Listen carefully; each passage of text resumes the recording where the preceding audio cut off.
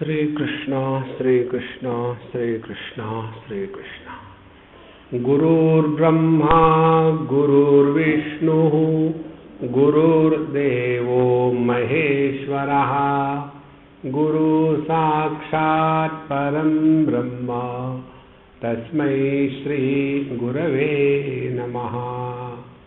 तस्मै श्री गुरवे नमः।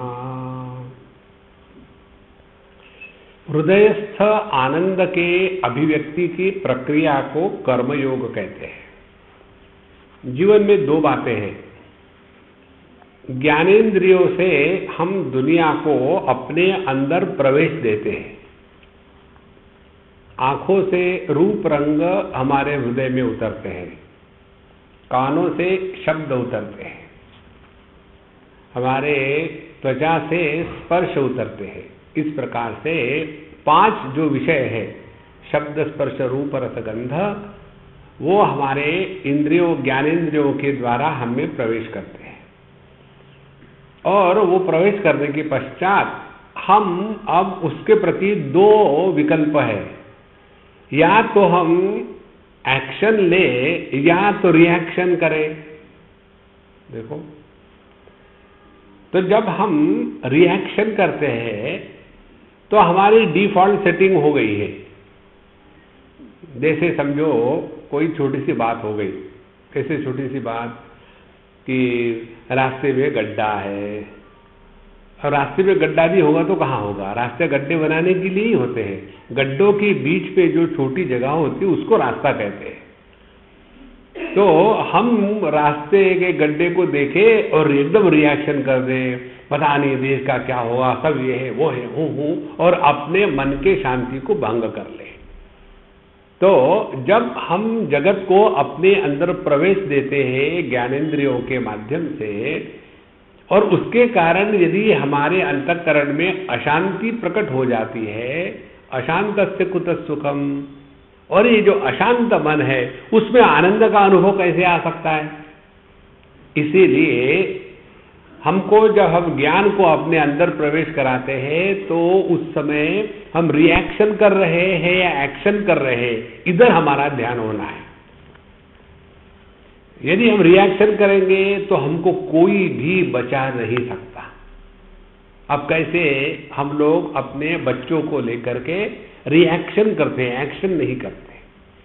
हम अपनी समस्या को लेकर के रिएक्शन करते हैं, एक्शन नहीं करते।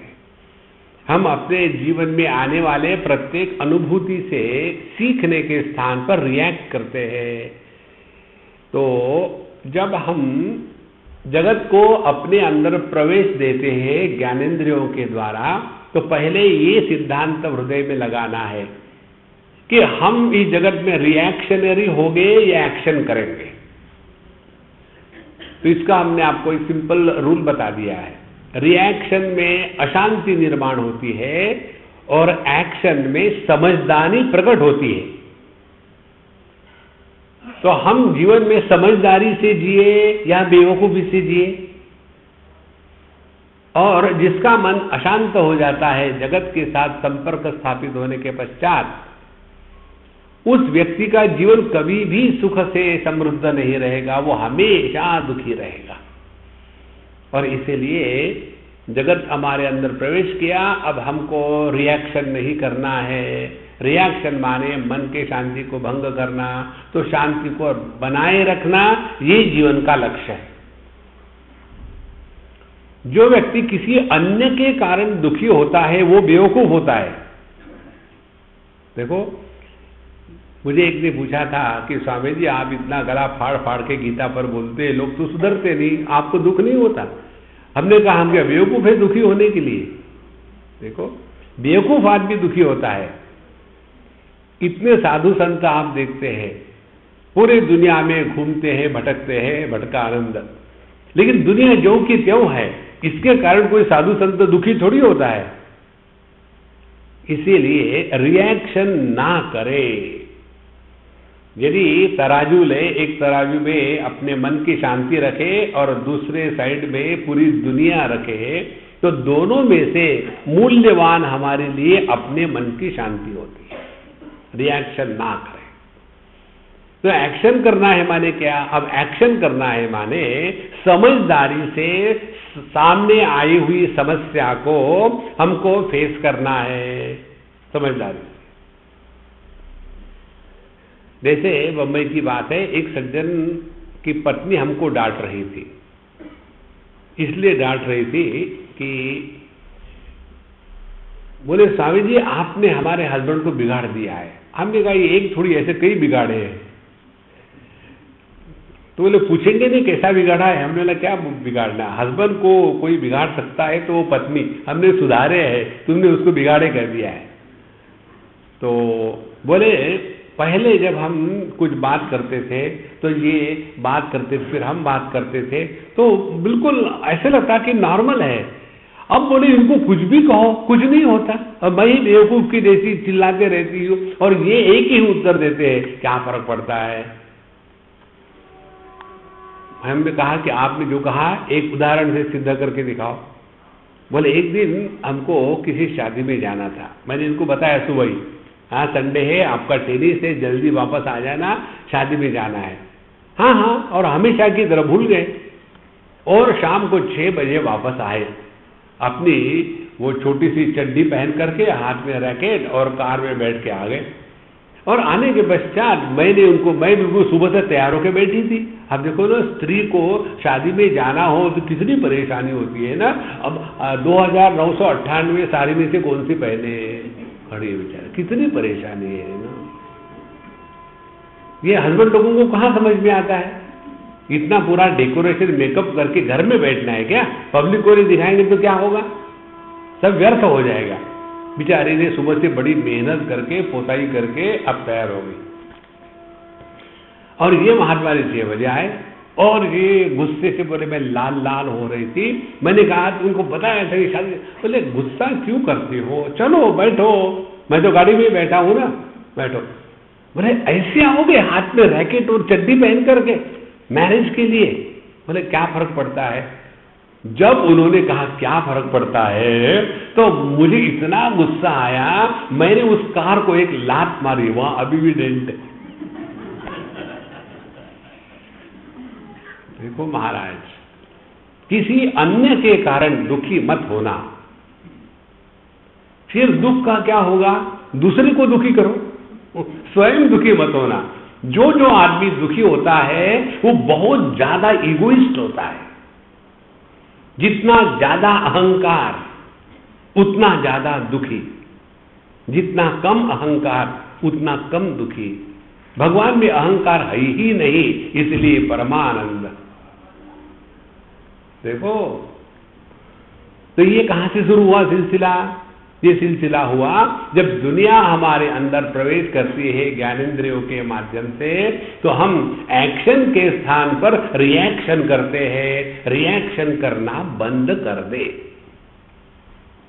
बहुत सिंपल बात है। और रिएक्शन कैसी होती है? हमारे दिमाग में हर चीज के स्टैंडर्ड बने हुए हैं और हम चाहते हैं हर चीज वैसी ही होवे, वैसे नहीं होती। देखो, जैसे अब हम पूरे दुनिया में घूमते हैं, हर जगह में, हर घर में, हर जगह में यूनिक चीजें होती है। यदि हम हर जगह की परेशानी लेकर के गुस्सा करने लगे, परेशान होने लगे, तो हो गया हमारा सत्यानाश। देखो, आप दक्षिण में चले जाओ, वहां की साफ सफाई माने क्या है? दक्षिण की साफ सफाई माने अच्छे खासे बर्तन धो करके, साफ करके, ड्राई करके रखे हैं। तो आपको कुछ देना है, मैंने उन बर्तनों को निकालेंगे, फिर पानी में धोएंगे और हाथ से पानी टपक रहा, इधर से पानी टपक रहा, और आपके सामने आकर के टपकाएंगे, और वो जो गिले गिले हाथ है उसी से हाथ से परोसेंगे। आप देख करके ब्रह्मानंदम परम सुगतम स्तोत्र का पाठ करो, नहीं तो देख नहीं सकते। लेकिन वहां की वैसी ट्रेडिशन है। नॉर्थ में आ जा, सूखे कपड़े से ही, जो कपड़े से पूछा था अपना टेबल, उसी से थाली को सामने लीजिए। अब देखो, अरे अपना अपना माहौल है, कर क्या सकते हैं इसके लिए? इसीलिए रिएक्शन नहीं करने का तात्पर्य क्या है? जो जैसा है उसको वैसा स्वीकार करे। आप दुखी नहीं होंगे कभी। हर एक पत्नी को लगता है कि लोगों के पति अच्छे होते हैं उनके पति देखो कितने अच्छे, नहीं तो हमारे। It is said the grass on the other side of the fence is always green, वैसा नहीं होता। इसलिए रिएक्शन करना बंद कर दे, तब हमने जीवन को आनंद में रहने को सीखा है।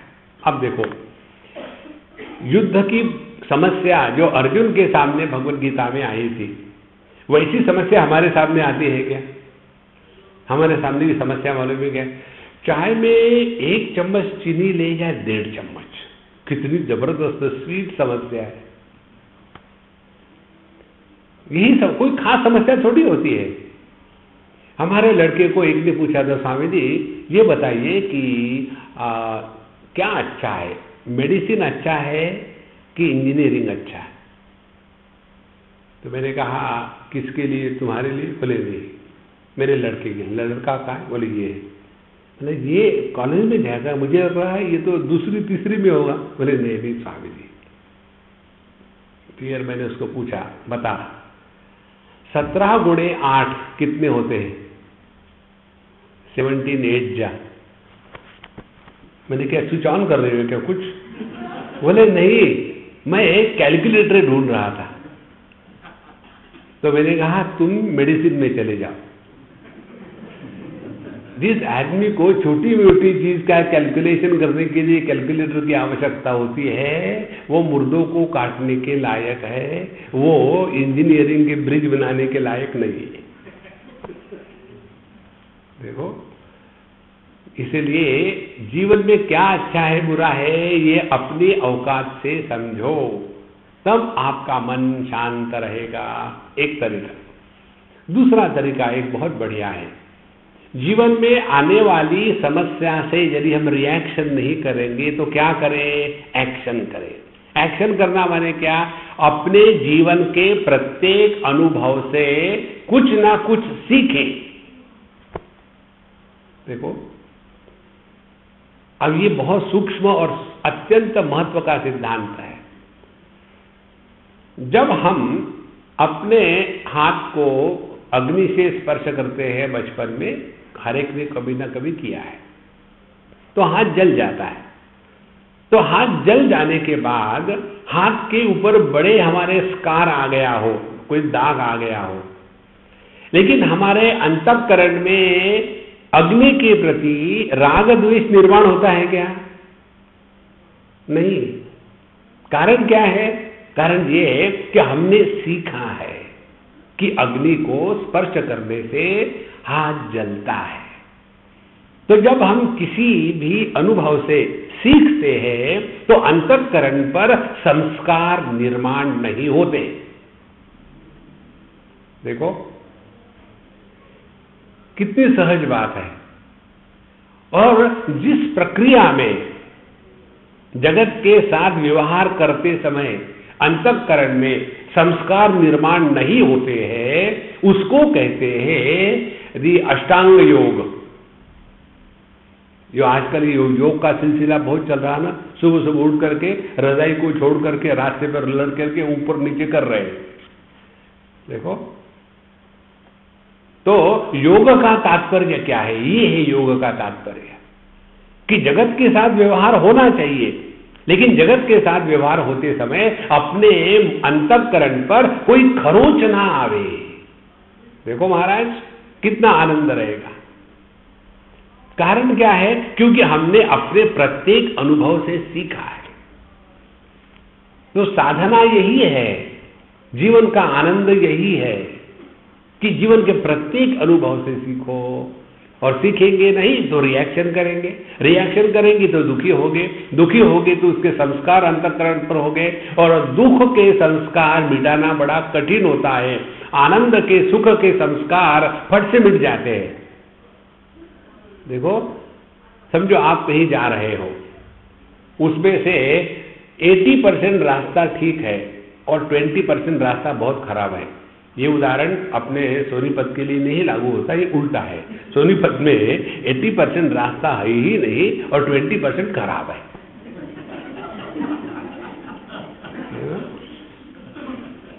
सोनीपत को हमको लगता है एक नया नाम दे दे। Sonipat is a holy city, क्योंकि रास्ते पर होल की सिवा दूसरा कुछ है ही नहीं। तो महाभारत कालीन होली सिटी सोनीपत। तो यहां हम यदि अच्छे रास्ते से जा रहे हो तो गाड़ी फट से निकल जाती है, याद भी नहीं आता 4 घंटे निकल गए। और खराब रास्ता हो तो धीरे धीरे धीरे धीरे जाए, आप जल्दी जा ही नहीं सकते। इसी प्रकार से जीवन में आनंद के क्षण यूं चले जाते हैं, और जो दुख के है वो लिंगरिंग कह चलता रहता है। देखो संतों, साधु संतों के जीवन में आनंद ही आनंद है, इसीलिए उनके जीवन में बोरियत नहीं होती, फ्रस्ट्रेशन नहीं होता, और सबसे महत्व की बात डिप्रेशन नहीं होता। कल्पना करो, एक महात्मा जी है शंकराचार्य, क्या हो गया, डिप्रेस हो गए। कल्पना भी कर सकते हैं। इसीलिए महाराज, यदि हम रिएक्शन ना करें तो एक्शन करें, और एक्शन माने प्रत्येक अनुभव से सीखे। When we learn from every experience of our life, we grow wise with every experience. And when we don't learn from any experience of our life, we grow old and otherwise. देखो, तो बुढ़ापे के क्या लक्षण है?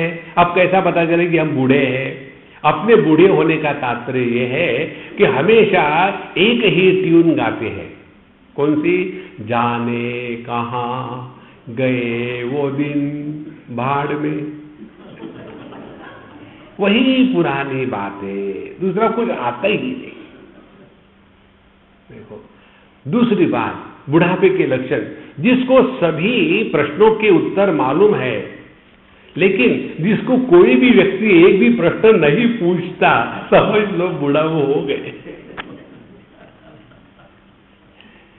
देखो, इसके कारण हम दुखी होते हैं। तो जीवन में सीखना है, और यदि ये सीखेंगे नहीं तो छोटी छोटी समस्या हमको दुखी बनाएगी। अब जिस समस्या से भगवान कृष्ण ने अर्जुन को निकाला, उसकी समस्या देखो और हमारी समस्या देखो। उसकी समस्या ये थी कि उसको अपने दादा को, अपने गुरु को, अपने रिश्तेदारों को युद्ध में मारना है। और हमारी समस्या ये है कि चाय में कितनी चीनी डाले, चाय पिएंगे कि कॉफी पिएंगे। बड़ा डिफिकल्ट प्रश्न पूछा है। अभी हम आ रहे थे कार से, कहीं चौक है, लाइट तो है नहीं यहाँ, क्योंकि सब एनलाइटेंड है, लाइट की क्या जरूरत है। तो चारों तरफ से गाड़ियां आ गई और सब वेट कर रहे हैं। अब ये जाके, अरे निकलो, किसको तो निकलना पड़ेगा।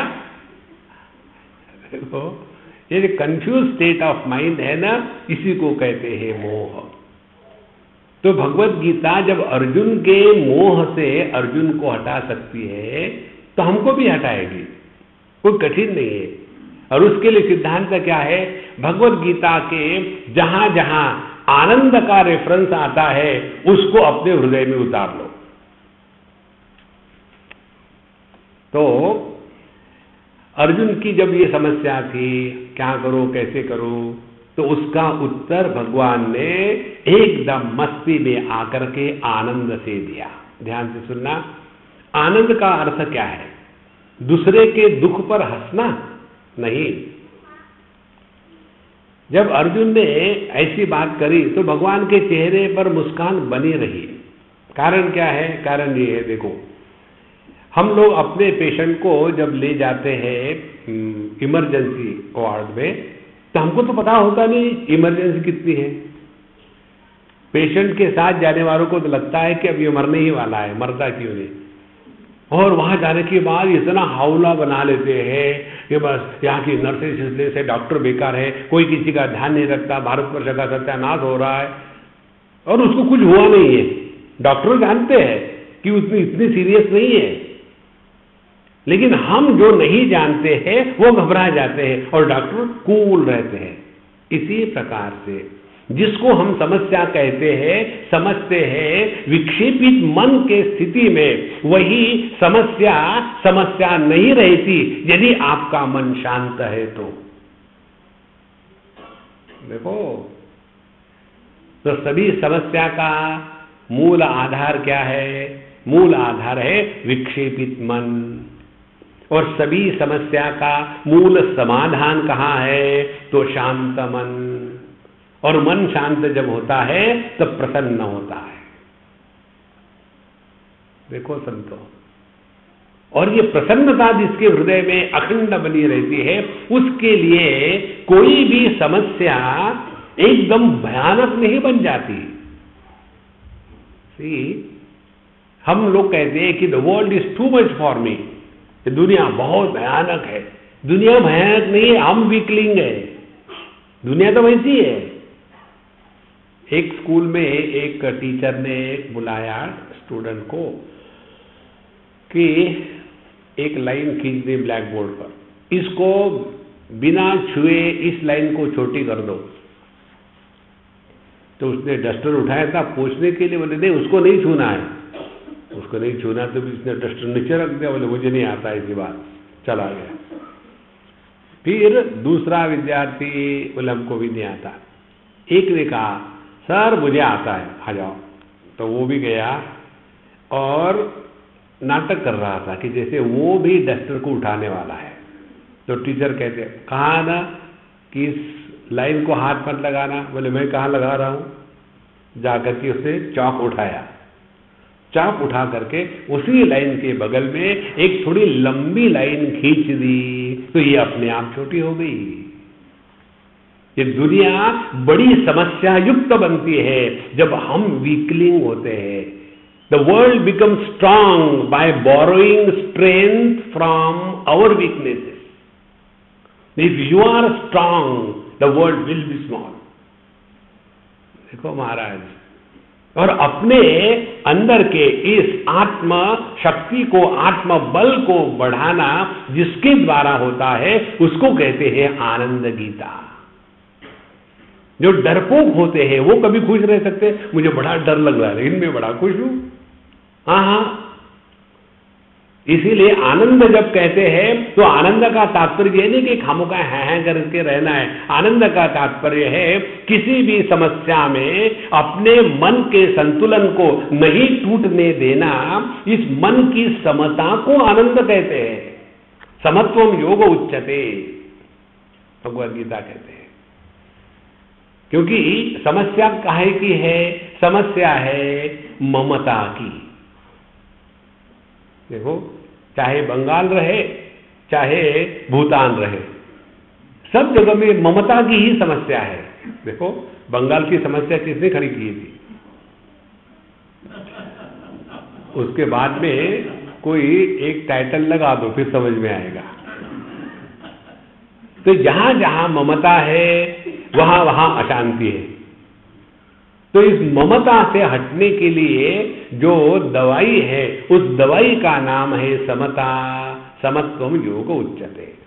इसीलिए आप देखेंगे भगवद गीता में चाहे कर्म की बात हो रही हो, चाहे योग की बात हो रही हो, चाहे भक्ति की बात हो रही हो, चाहे ज्ञान की बात हो रही हो, इन चारों प्रकरणों में एक ही बात की सिद्धि होती है। कर्म में कहते हैं सिद्ध सिद्ध्यो समो भूत्वा समत्वम योग उच्यते। जीवन में सफलता आवे न आवे उससे कोई मतलब नहीं। हम जो भी कार्य कर रहे हैं वो कार्य करते समय ही हमको यदि आनंद का अनुभव आया है तो आगे क्या होगा, हु केयर्स। देखो, जो व्यक्ति वर्तमान में मस्त रहता है वो जीवन में कभी दुखी नहीं होता। इसको कहते हैं समता कर्म के माध्यम से। और योग के माध्यम से समता क्या है? कल हमने आपको बताया है आत्मौपम्येन सर्वत्र समम पश्यति अर्जुन। हे अर्जुन, जो सबको अपने समान समझता है वही योगी है, हाथ पर हिलाने वाला नहीं। और फिर भक्ति में आता है, भक्ति में अहिंसा, सत्यम क्रोधः,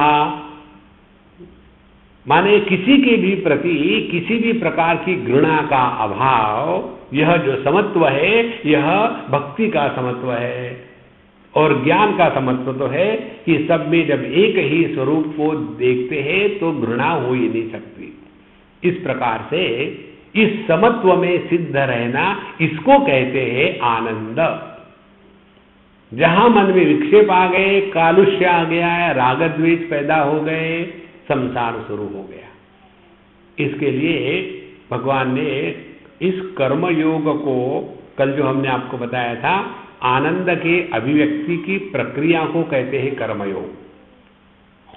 और यह आनंद की अभिव्यक्ति एक तो क्रिया के माध्यम से होती है, एक तो अपने भावना के माध्यम से होती है, और एक होती है अपने विचारों के माध्यम से। तीन प्रकार। जो समत्व या जो आनंद हमारे क्रियाओं के माध्यम से प्रकट होता है उसको कहते हैं कर्मयोग। अब इस कर्मयोग को कैसा किया जाए, यह कि जिसमें आनंद प्रकट हो, भगवद गीता में कहाँ कहाँ बताया है। पहले भगवद गीता के 3 अध्याय में बताते हैं, मयि सर्वाणि कर्माणि सन्न्यस्य अध्यात्म चेतसा निराशी निर्ममो भूत्वा युद्धस्व विगत ज्वरः। ये 3 अध्याय का शायद 30वां श्लोक होगा। उसमें कहते हैं भगवान, क्या कहते हैं, पहली बात, जो भी तुम कर रहे हो ना, मेरे लिए करो।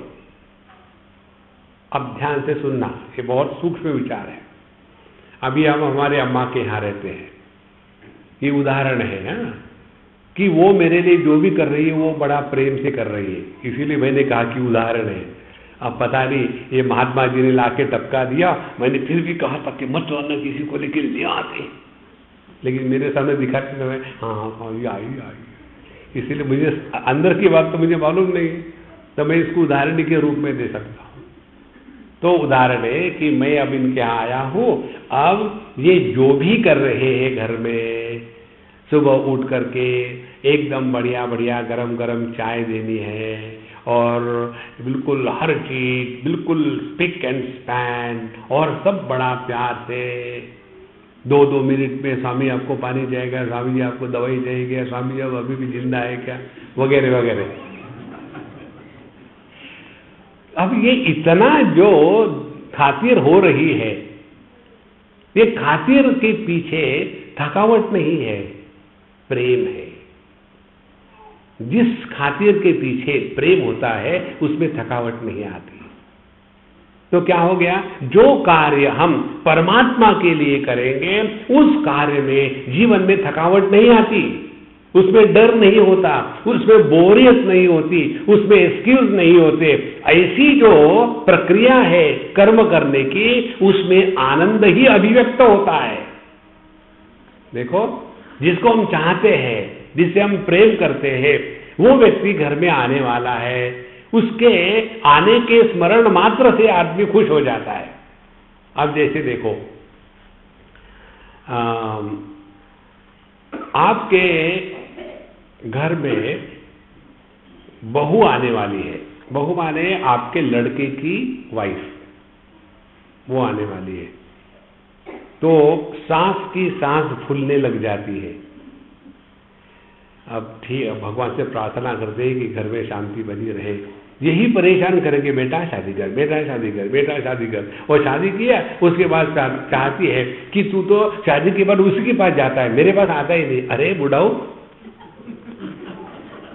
अब शादी के बाद लड़का अपने वाइफ के पास जाएगा कि माँ के पास आएगा? पहले मेरा डब्बू जो था ना, कहीं भी जाता था मम्मी मम्मी कहता था, अब मेरी तरफ देखता तक नहीं, शुरू हो गया। माने मां जब तक मां है तब तक सर्वश्रेष्ठ होती है। वही मां जब बहू की सांस बनती है तो भद्रकाली, कपाली, कराली, सब देवियों के रूप प्रकट हो जाते हैं। और अब आपके घर में बहू नहीं, आपके घर में आपके लड़की का पति जवाई बापू आ रहे हैं, तो वही माँ जो बहू के लिए भयानक थी अब जवाई के लिए बड़ी प्रेम की मूर्ति बन जाती है। देखो कितने भेद है। तो जब हम किसी से प्रेम करते हैं तो जीवन में थकावट नहीं, जब जीवन में थकावट नहीं तो आनंद ही आनंद है। इसीलिए कोई भी कर्म करने के पहले की जो स्थिति है वो स्थिति भगवान ने इस श्लोक में बताया है। कर्म करने के पहले हृदय में आदर, सम्मान, प्रेम यह वातावरण निर्माण हो जाए, उसके बाद आप कोई कर्म करो तो उस कर्म में आपको निश्चित रूप से आनंद आएगा। देखो महाराज, जैसे भगवान के लिए खाना बनाना होता है, ये भी उदाहरण दे रहा हूं मैं, पता नहीं कई बार लोग डायरेक्टली फ्रिज से निकाल करके भगवान को खिला देते, ले खा। तो जब कोई भगवान के लिए कार्य करता है तो सबसे बढ़िया कार्य करता है। समझो भगवान को आसन लगाना है उनके स्थान पर, तो हम ऐसा कहेंगे क्या, देखो बेटा वो जो बाथरूम साफ करने का कपड़ा है ना, ले आना जरा, भगवान को आसन चढ़ा दे। नहीं, यदि भगवान को समझो कोई नैवेद्य देना है तो देखना फ्रिज में क्या बचा है, लाओ भगवान को भोग चढ़ाते। नहीं, तो जिसके प्रति आदर इत्यादि होता है उसको हम बेस्ट देते हैं, उसको हम प्रेम से देते हैं और उसको देने में अपने आप का सम्मान महसूस करते हैं। जिस कर्म में व्यक्ति आत्मसम्मान का अनुभव करता है वह कर्म आनंददायक होता है। देखो, इसीलिए मयि सर्वाणि कर्माणि सन्न्यस्य अध्यात्म चेतसा। सर्वाणि कर्माणि ये नहीं कि केवल पूजा ही, जो भी कर्म करना है। अपने सरदारों के इसमें चले जाते हैं आप लोग कभी गुरुद्वारे में, वहां देखेंगे आप, ये बहुत सीखने जैसी चीज है कि वहां जब जाएंगे तो जूतों को भी इतने प्यार से उठा के रखते हैं, ऐसे ठोकर मार के उधर नहीं फेंक देते, क्योंकि सेवा जिसमें प्रकट हो जाती है उसमें प्रेम होता है। प्रेम रहित सेवा को नौकरी कहते हैं, और नौकरी में आदमी को आनंद नहीं होता, नौकरी में आदमी रिटायर भी हो जाता है। इसीलिए महाराज मयि सर्वाणि कर्माणि सन्न्यस्य, इसका तात्पर्य हो गया कोई भी कर्म करने के पहले अपने अंतःकरण के वातावरण को ठीक बना ले, उसके बाद कर्म में करे, नहीं तो मत करो, कोई जरूरत नहीं करने की। देखो भगवान की जब पूजा करते हैं तो एक एक विग्रह को प्रेम से नीचे रखते हैं और फिर प्यार से धोते हैं।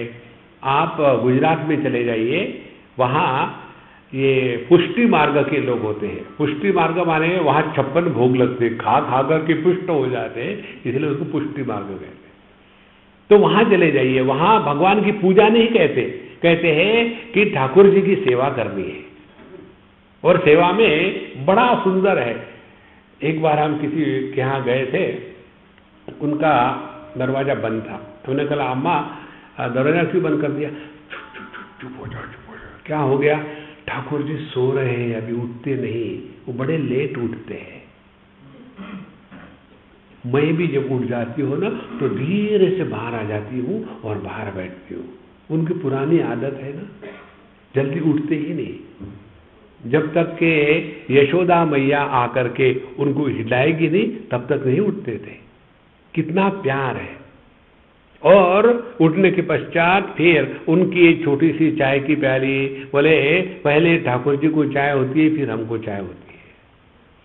माने जो जो करेंगे, उन्होंने उस विग्रह को जड़ विग्रह के रूप में स्वीकार नहीं किया था, एकदम चैतन्य विग्रह है। इसीलिए हम जब देखेंगे तो हमको लगता है कि कितने बेवकूफी है, लेकिन उनके हृदय का निर्माण उसके कारण होता था। और इसके लिए उनको कहीं जाने आने का चक्कर ही नहीं तो बुढ़ापे में क्या होता है, हाँ चलो हम भी आएंगे, हम भी आएंगे, और हर जगह में इनको ले जाना बड़ा कठिन होता है।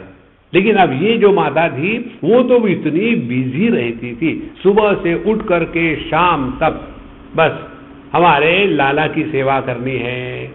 देखो संतो, इसीलिए जो कर्म करने के पहले हृदय में आदर, सत्कार, आत्मसम्मान का भाव होता है। ऐसे कर्म करने में दुख का निर्माण नहीं होता, आनंद का प्राकट्य होता है। यही है कर्म योग का सरल सरल अर्थ। पहली बात।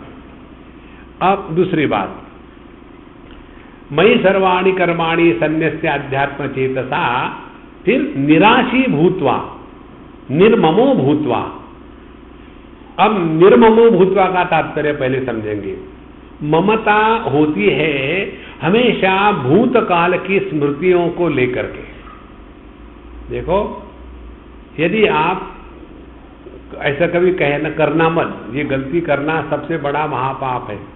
किसी भी बूढ़े व्यक्ति को मत पूछना, हाँ बाबूजी कैसे हैं, फिर वो शुरू कर देगा 1856 में तात्या टोपे के साथ मैं कबड्डी खेलता था, और फिर वो कहानी खत्म होगी ही नहीं। कभी मत पूछना। तो ममता के पुंज को कहते हैं अपने सर के ऊपर का बोझा। देखो, हमारी मेमोरी में इतना डाटा इकट्ठा हो गया है कि कोई भी नया डाटा डालो तो रिजेक्ट हो जाता है।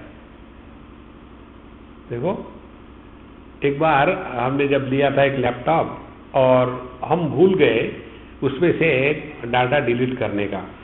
1, 2, 3, 4 कोई 40 गीगाबाइट्स का डाटा उसमें ऐड हो गया, लेकिन डिलीट किया ही नहीं।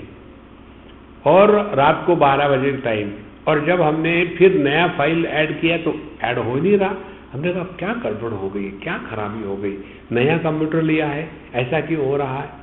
और फिर हम थक गए, सो गए, और सुबह फिर 4-5 बजे उठे। फिर हमारा दिमाग में हो सकता है कि मैंने वो डिलीट नहीं किया हो, और फिर उठ करके जब वो क्रैश में से पूरा का पूरा डाटा डिलीट कर दिया, एकदम 40 गिग्स फ्री।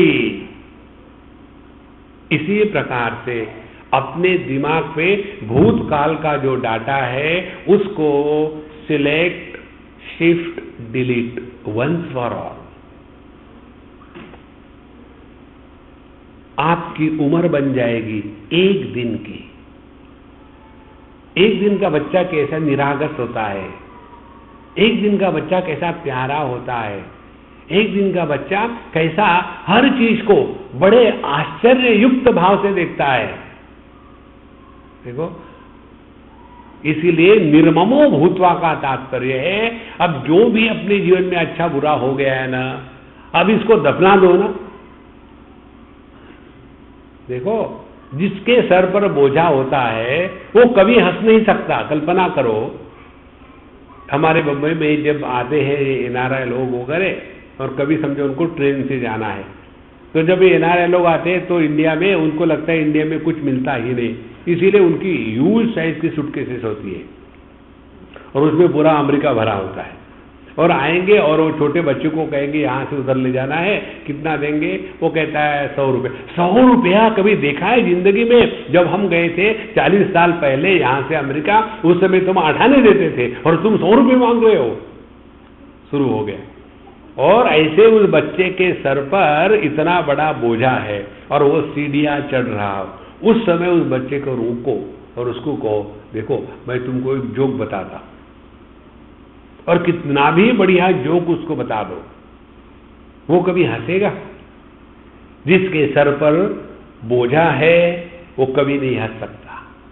फिजिकल वो बोझा ये परेशानी करता है। दूसरा क्या कहते हैं, फिजियोलॉजिकल बोझा।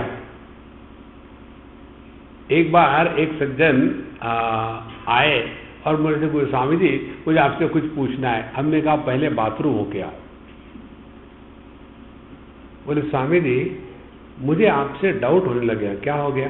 आप सब जानते हो क्या? तो क्या हो गया? मैं आपको यही पूछने वाला था कि स्वामी जी यहाँ बाथरूम कहाँ है? और मैंने पूछे बगैर आपने कहा पहले बाथरूम हो गया। आपने कैसा जाना? हमने कहा आपके चेहरे के जो भाव थे ना, उस पर कॉन्स्टिपेशन दिख रहा था। जब किसी को पेट में भारी हो जाए तो वो बोझा जब तक उतारेंगे नहीं तब तक ये शांति नहीं होती। आप एक और आगे चले जाओ, हमारे दिमाग पर अपने भूतकाल के विचारों का, स्मृतियों का इतना बोझा है कि हम वर्तमान में रहते ही नहीं। और चूंकि वर्तमान में नहीं रहते, हम कुछ सीखने को तैयार नहीं।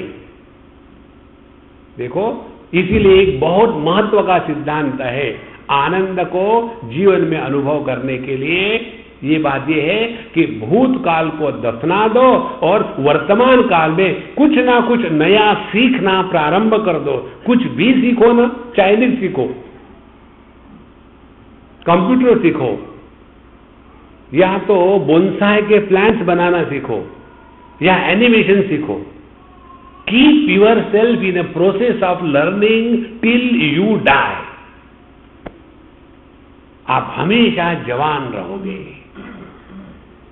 नहीं तो यही नहीं, अब सीख के क्या करेंगे, अब कहीं नौकरी थोड़ी करनी है, फिर क्या करना है, बोर होना है। तो हम तो बोर है, पब्लिक को भी बोर करेंगे, जो है वही तो डिस्ट्रीब्यूट करेंगे ना। इसीलिए आखिरी दम कुछ ना कुछ सीखो। Don't stop the process of learning till the last day of your life. देखो, एकदम आनंद में रहोगे, इसमें बड़ी खुशी होती है। हम आपको बताएं, आज हम सुबह हमारा टाटा इंडिकॉम का मोडेम लगा करके ईमेल देख रहे थे, तो उसके सेटिंग कुछ गड़बड़ हो गए, तो लग ही नहीं रहा था।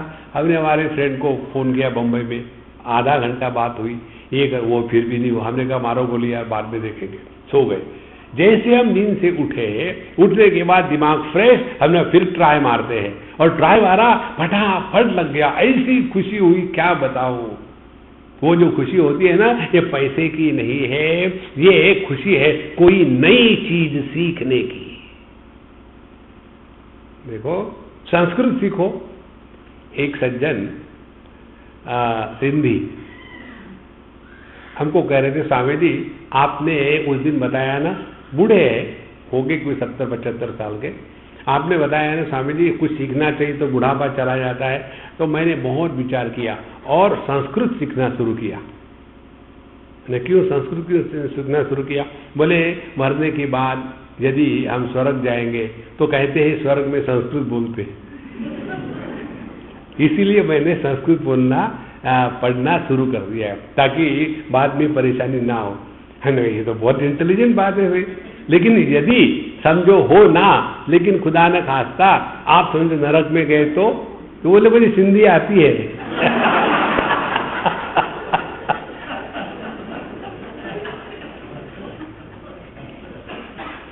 अब देखो,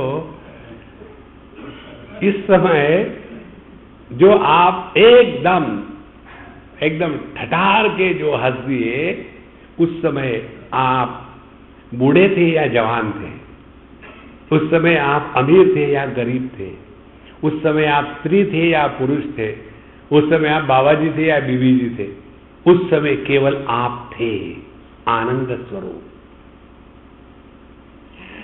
देखो, अब ये जोक जिसको समझ में आया वो हंसा, जिसको समझ में नहीं आया वो वरी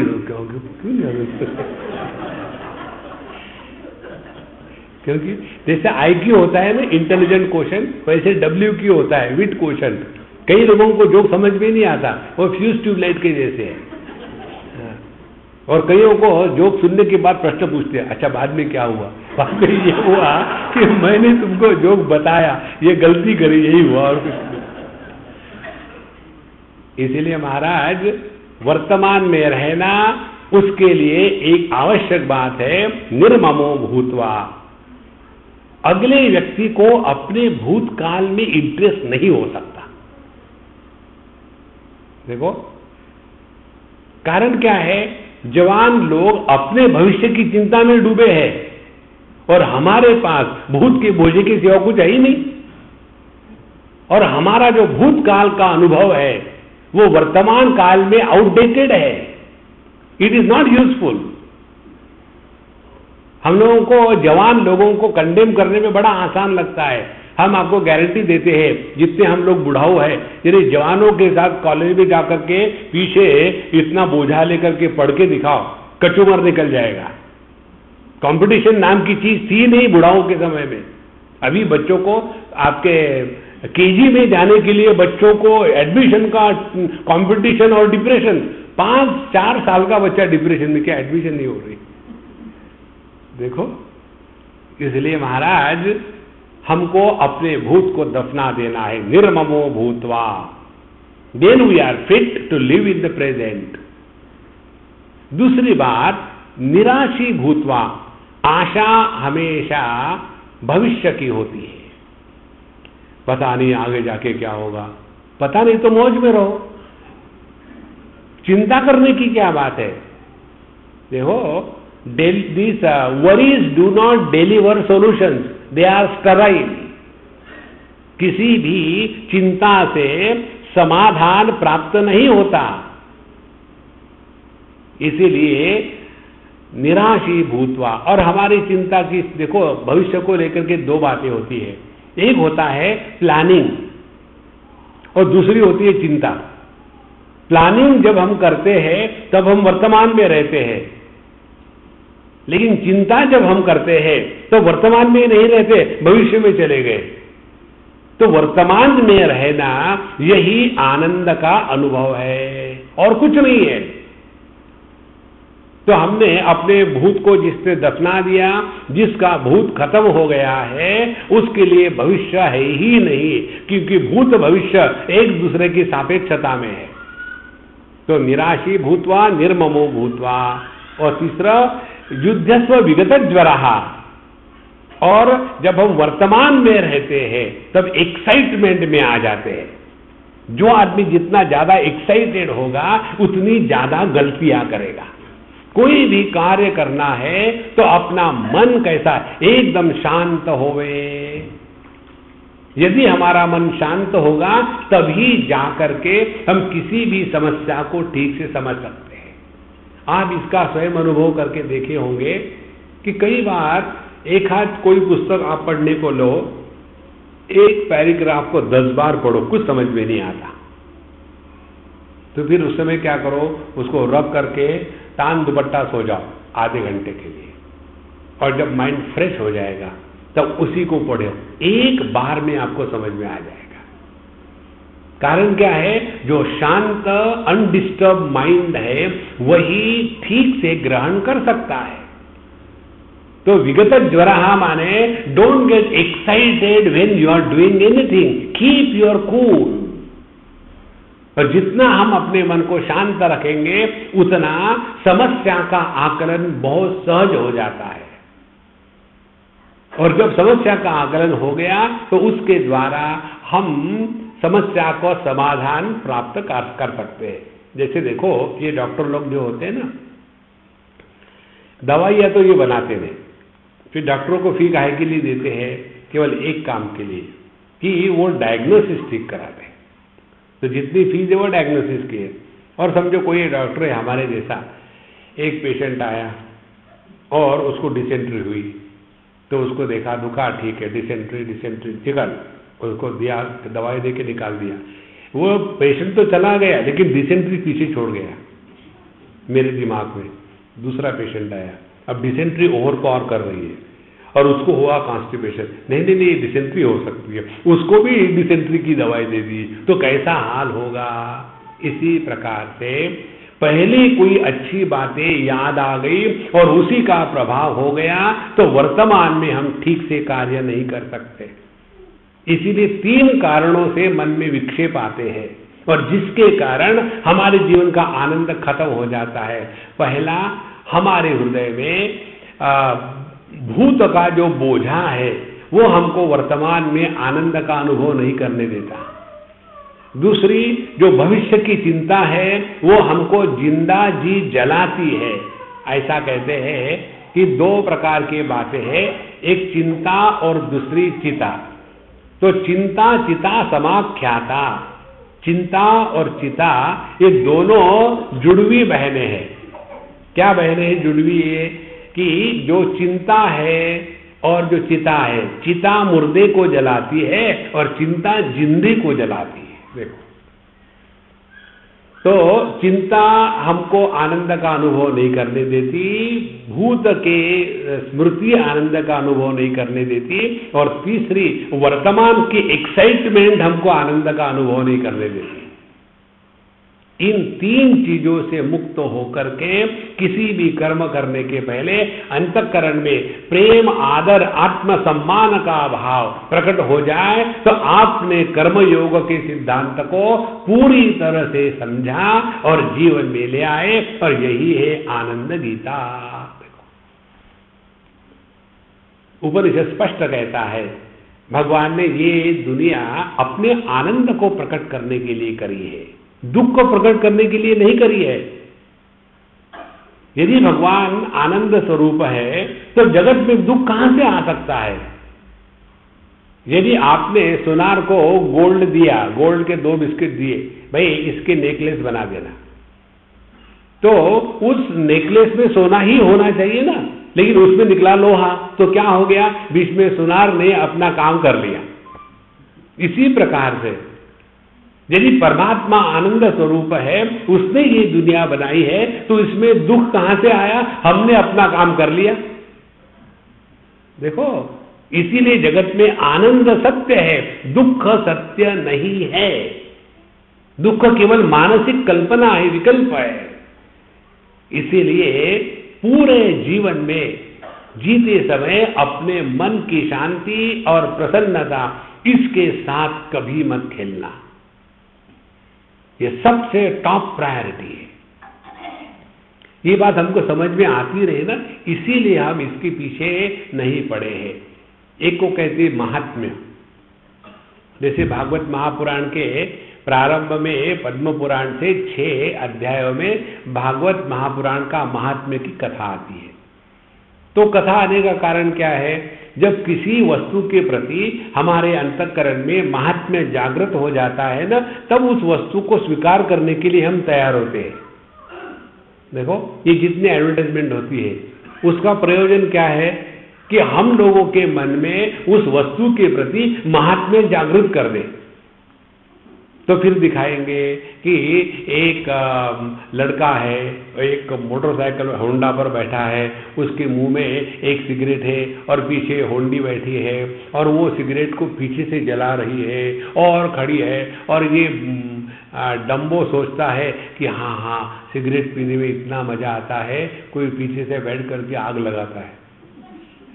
वो केवल ड्रामा में होता है, असल में नहीं होता।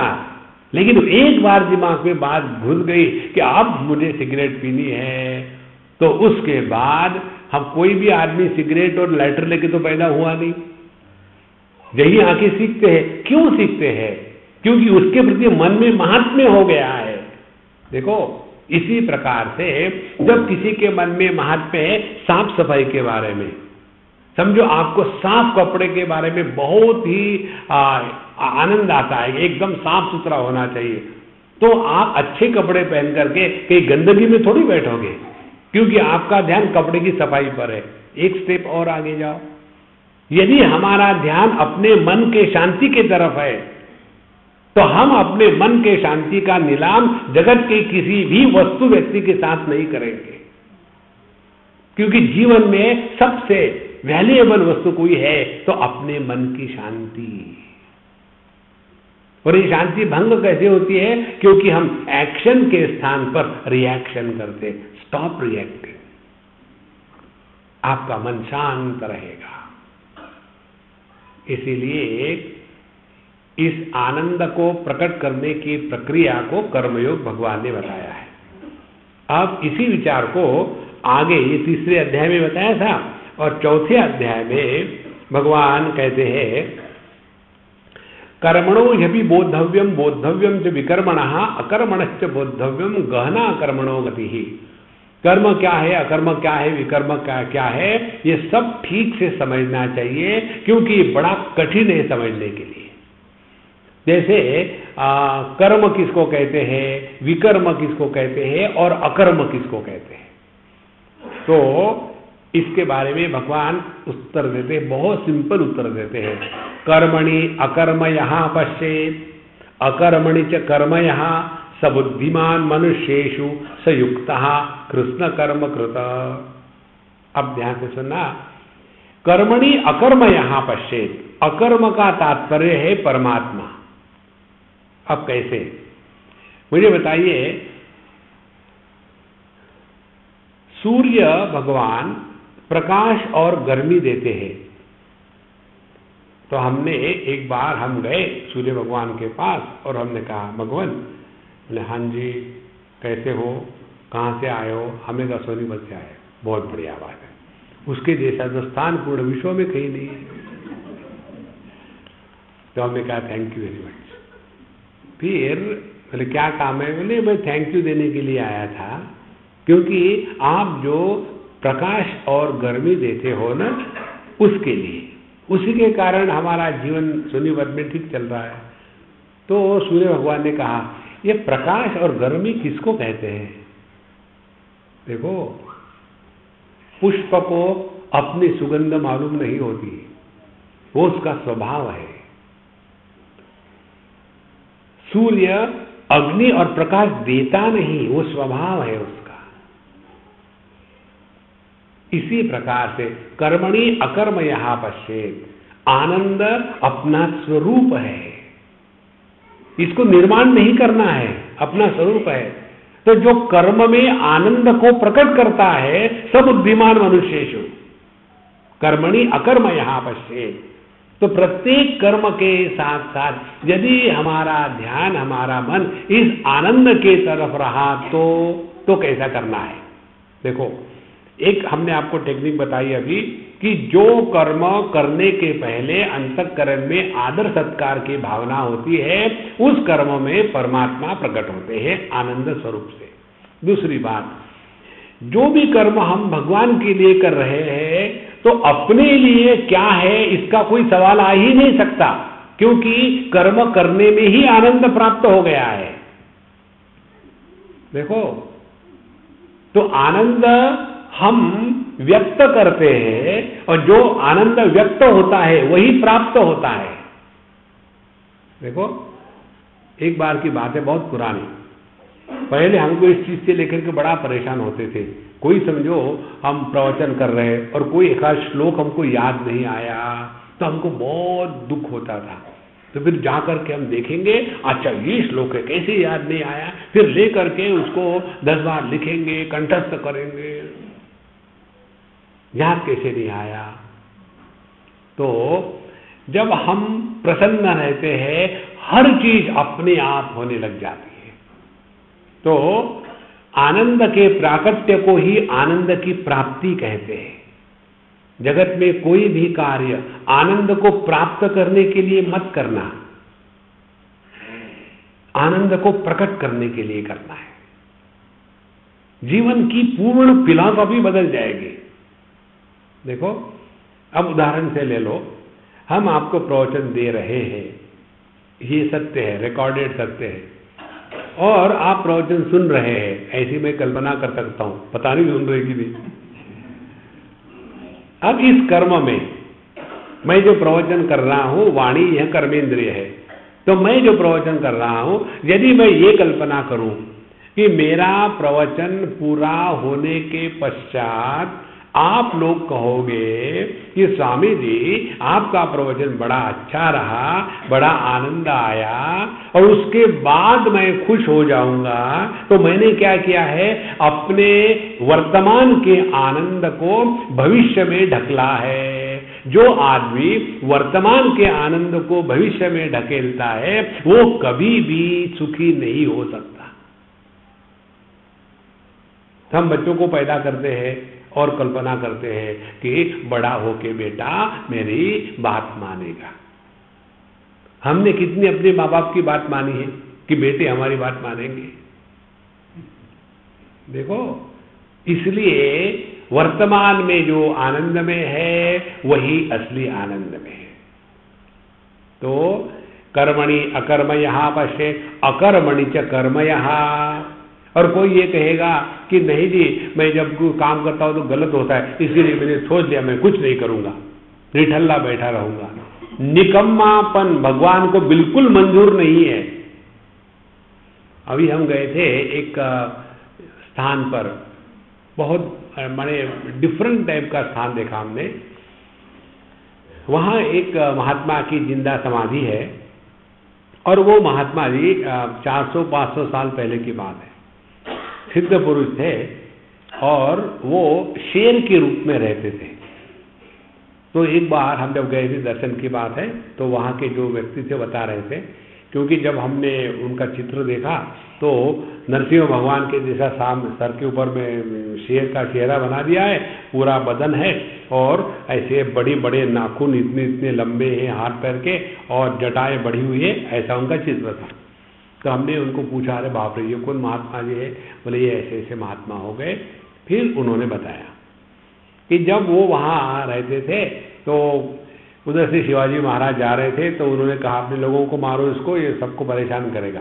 तो जैसे उनके ऊपर गोली झाड़ी बाण चलाए तो वो सब के सब फूर होके नीचे गिर गए, उनको लगा ही नहीं। तब इन्होंने नमस्कार किया कि महात्मा जी आप कौन है, हम लोग ऐसे कार्य पर जा रहे हैं। तो फिर उन्होंने अपने आप को प्रकट किया और प्रकट करने के बाद सब कुछ ठीक ठाक हो गया। तो जब हम इस जगत में अपने आप को प्रकट कर रहे हैं तो किसको प्रकट कर रहे हैं? आनंद को कि दुख को? जब हम आनंद को प्रकट करेंगे तो जीवन में दुख आ ही नहीं सकता, और आनंद को प्राप्त करने के लिए परेशान हो गए तो दुख के सिवा और कुछ नहीं आ सकता। देखो, तो हम यदि बोलते समय, इस समय यदि हम मस्त है, खुश है और आप दुखी हो रहे तो हु केयर? हम तो मस्त है। एक बात समझ लेना, आप दुनिया में किसी को सुखी नहीं कर सकते। अपने आप को प्रसन्न रखो, बस ये बड़ी साधना है। ये दूसरे को खुश रखने के प्रयत्न करते कभी नहीं हो सकता। इसीलिए भगवान किसी को ट्राई भी नहीं मारते, जो करना है करो, दुखी रहो। तो कर्मणि अकर्मण्यः पश्येत् अकर्मणि च कर्मण्यः। तो अकर्मण्य माने निकम्मा बैठे रहना, यह साधना नहीं है। ये तो कई बार ये आ जाता है कि लेजीनेस बिकम साधना। क्योंकि देखो, मुझे जब मैं लेटा रहता हूं ना भैंस के जैसा, तो बड़ा आनंद आता है। हाँ, अकर्मणि च कर्मण्यः, तो सबुद्धिमान मनुष्येषु, तो मनुष्य में वही बुद्धिमान है जिसने इस तत्व को समझा है। अब कौन सा तत्व है हम फिर से रिपीट कर रहे 10 बार। इसको पकड़ लो तो बड़ा मजा आएगा जीवन में। जीवन का प्रत्येक कर्म आनंद की अभिव्यक्ति, जीवन का प्रत्येक वाक्य आनंद की अभिव्यक्ति, जीवन का प्रत्येक विचार आनंद की अभिव्यक्ति। और जब ये आनंद ही हमारे जीवन का मूल तत्व बन जाता है तो जो व्यक्ति खुश होता है, आनंद जो है it is a creative force, it is not a destructive force. देखो, कोई ऐसा कहेगा क्या, अपने गर्लफ्रेंड को मिलने को गया, Honey, I'm so happy today, you know, I want to pluck your head. कोई कहेगा ऐसा? खुश व्यक्ति किसी का नुकसान नहीं करता, खुश व्यक्ति किसी की हत्या नहीं करता। देखो, इसीलिए सबसे ज्यादा क्रिएटिव फोर्स जगत पे क्या है? तो आनंद और प्रसन्नता। और ये आनंद प्रसन्नता जब अपने हृदय से प्रकट होती है तब वो कभी नष्ट नहीं होती। और बाहर के वस्तुओं के साथ भोग करके जो ली जाती है, भोग खत्म हो गया, आनंद गायब, रोग प्रारंभ। इसीलिए सबुद्धिमान मनुष्येषु, मनुष्यों में वही बुद्धिमान है कि जो हमेशा मस्त रहता है, आनंद में रहता है। देखो, एक बार एक सज्जन, हमारे बम्बई की बात है, कह रहे थे कि स्वामी जी पता नहीं आपको क्या हो गया। क्यों क्या हो गया? बोले पतंजलि योग दर्शन कहो, भगवत गीता कहो, उपनिषद कहो, पंचदशी कहो, कोई भी भागवत कहो, कोई भी ग्रंथ कहो, कोई भी विषय कहो, आप घुमा फिरा करके वही आ जाते हैं, बी हैप्पी। आपको दूसरा कुछ आता नहीं? कि ना आता है। क्यों? Be miserable. और फिर उस दिन हमने बी मिजरेबल प्रवचन किया, इतने दुखी हो गए। बोले स्वामी जी अंडू करो, आप अपने मूड पर आ जाओ, अब हमको नहीं सहा जाता। मनुष्य आनंद को सह सकता है, दुख को नहीं सह सकता, क्योंकि वह कृत्रिमता है, वह वास्तविकता नहीं है। जैसे ये माताएं जो होती है ना, अपने, जिसको ये पर्स कहती होता है होल्ड ऑन, अपने कंधे पे लटका के जाती है हर जगह में। तो जैसे जाएगी तो पहला काम क्या करेगी, बैठे कुर्सी पर स्वयं बैठने के पहले इस होल्डर को उठा के रख दिया, क्योंकि इतना भारी होता है, कंधा दुखता है। तो मैंने एक अम्मा को कहा कि अम्मा ये नीचे क्यों रख दिया तुमने? स्वामी जी बहुत भारी है, कंधा दुख रहा था। हमने कहा कंधे पर तुम्हारा सर भी तो है, सर भी तो कंधे पर ही है ना, तो कभी ऐसा लगता है क्या कि कंधा बहुत दुख रहा, सर को उठा के निकाल के रख देंगे? ऐसा नहीं होता, क्योंकि वो अपना स्वरूप है। इसीलिए दुख की निवृत्ति हम क्यों चाहते हैं? क्योंकि वो पर्स के जैसा है, वो अपना असली स्वरूप नहीं है।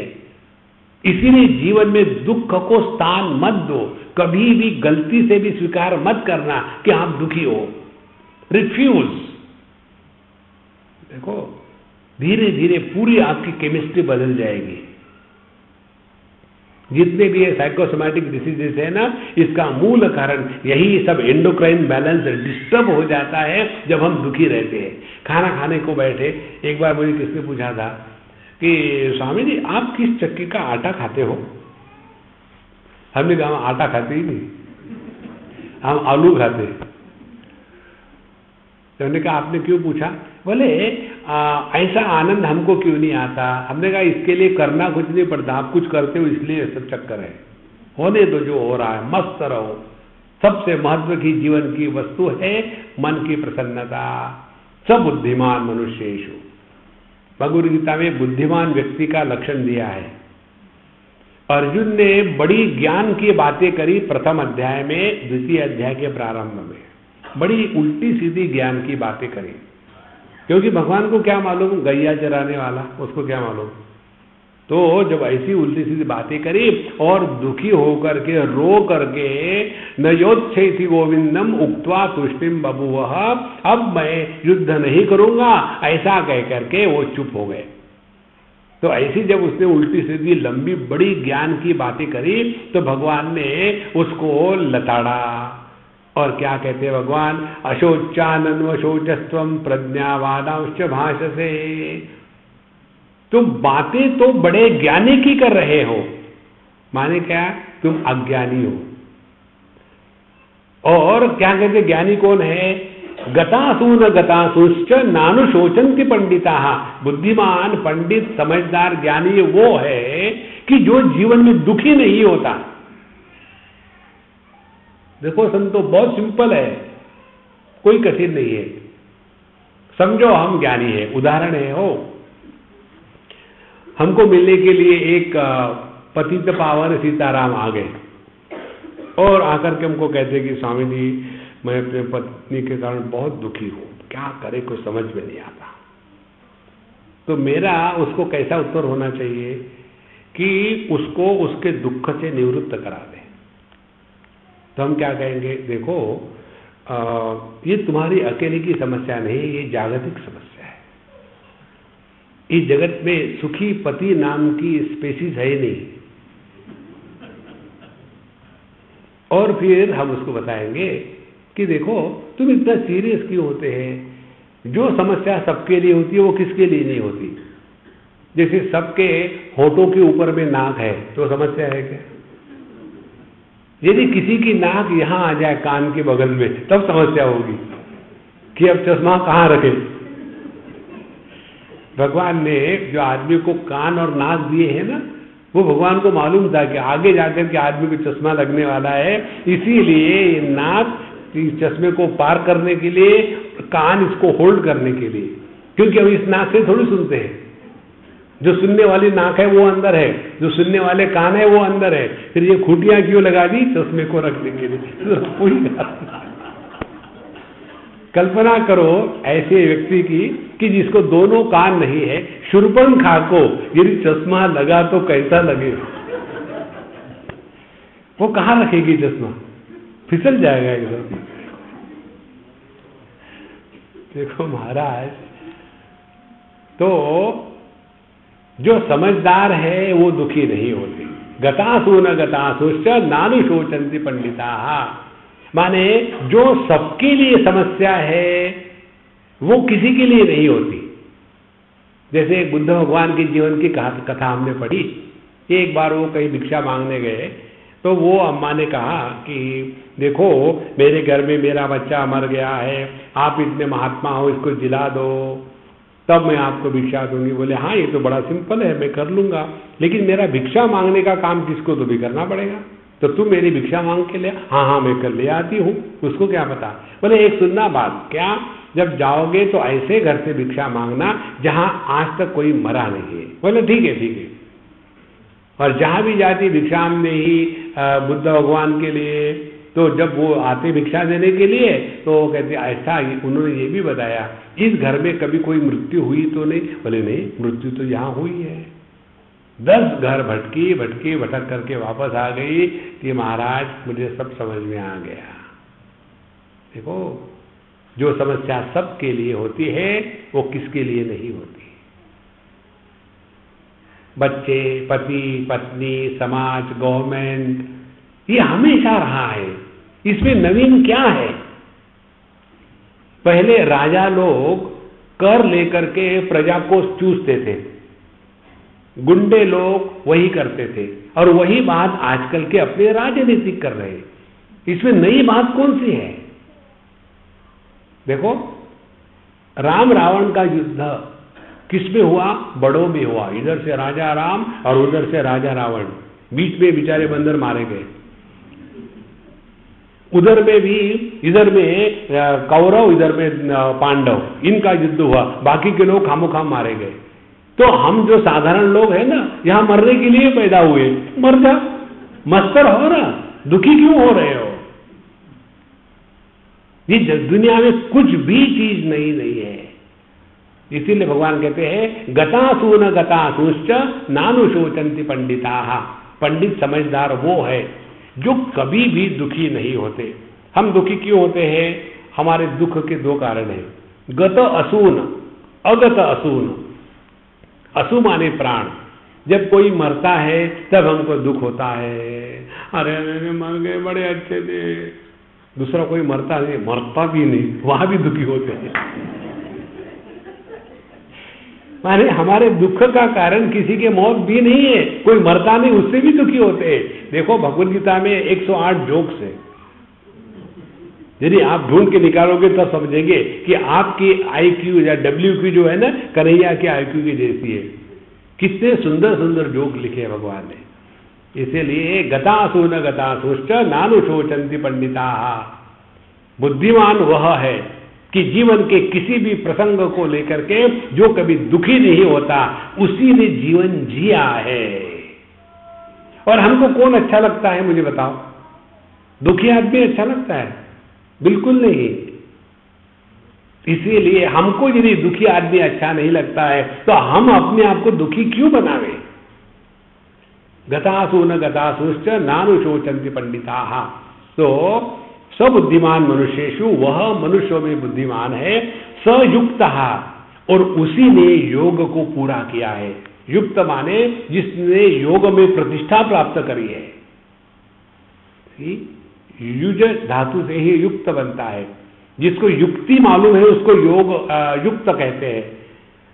तो युक्ति क्या है जीवन की? जीवन की यही युक्ति है कि जीवन के हर एक प्रसंग में केवल आनंद को प्रकट करना है। अब इसको कैसे प्रकट करना है, क्या प्रकट करना है, इसके लिए भगवान ने बड़े सुंदर सुंदर तरीके भगवद गीता में बताए। उसमें से जैसे जैसे कन्हैया की इच्छा होगी वैसे वैसे जो जो श्लोक आएंगे उसमें हमको धीरे धीरे इस तत्व को ढूंढना है कि यदृच्छालावसंतुष्टः द्वंद्वातीतो विमत्सरः समसिद्धावसिद्धौ च कृत्वापि न निबध्यते। तो जो व्यक्ति अपने जीवन के संतुलन को बना के रखता है वह व्यक्ति कभी भी दुखी नहीं होता। और इस आनंद को नित्य निरंतर बनाए रखने के लिए क्या करना है? तद्विद्धि प्रणिपातेन परिप्रश्नेन सेवया उपदेक्षन्ति ते ज्ञानम ज्ञानिनः तत्वदर्शिनः। इसको समझने के लिए बिनु हरि कृपा मिले नहीं संता, और बिनु सत्संग, आज का जो इनके यहाँ का कैलेंडर है उसका आज का विचार ये था, जीवन में सबसे बड़ी आध्यात्मिक साधना है सत्संग, और वह सत्संग जो हमको रियली सत्य के पास ले जाता है। जिस सत्संग में पैसे की चर्चा होती है वो पैसा संग है, वह सत्संग नहीं है। जिस सत्संग में केवल तत्व चिंतन, अंतःकरण की शुद्धि, परमात्मा का गुणगान, वही है, बाकी सब बकवास है। देखो महाराज, इसीलिए तद विधि प्रणिपातेन परिप्रश्नेन सेवया, तो हमें इस तत्व को पहचानने के लिए नित्य निरंतर सत्संग को जाना है। कहते हैं ना, सत्संग में जाने से शांति होती है, कहते हैं ना सत्संग में शांति मिलती है। जैसे सब आप लोग यहाँ आ गए, आपके घर में कितनी शांति होगी। अब शांति कहाँ होती है वो बात अलग है, होती जरूर है। इस प्रकार से सत्संग के माध्यम से हम अपने हृदयस्थ आनंद को खरोच करके निकाल सकते हैं। आजकल वो मिलता है ना, किसी पेट्रोल पंप पर चले जाओ, वो आपको देते हैं, इतना पेट्रोल लेने के बाद फिर आपको खरोचना पड़ता है, और उसमें कहते हैं बेस्ट लक नेक्स्ट टाइम, निकलता कुछ नहीं उसमें। इसी प्रकार से अपने आनंद को खरोचने के लिए सत्संग होता है। तो जितना हम सत्संग में जाएंगे उतना धीरे धीरे जगत के प्रति उदासीनता और अपने स्वरूप के प्रति आकर्षण और उसके लिए जो मार्ग है, इन सब का ज्ञान सत्संग में होता है। सत्संगत्वे निस्संगत्वम, निस्संगत्वे निर्मोहत्वम, निर्मोहत्वे निश्चल तत्वम, निश्चल तत्वे जीवन मुक्ति। भज गोविंदम भज गोविंदम। यह जो सत्संग है, यही हमको इस आनंद को पहचानने की, आनंद को प्रकट करने की प्रक्रिया बताई जाती है। इसीलिए कल भी आना। ओम पूर्णमदः पूर्णमिदं पूर्णात् पूर्णमुदच्यते पूर्णस्य पूर्णमादाय पूर्णमेवावशिष्यते। ओम शांति शांति शांति। हरि ओम। श्री गुरुभ्यो नमः। हरि ओम।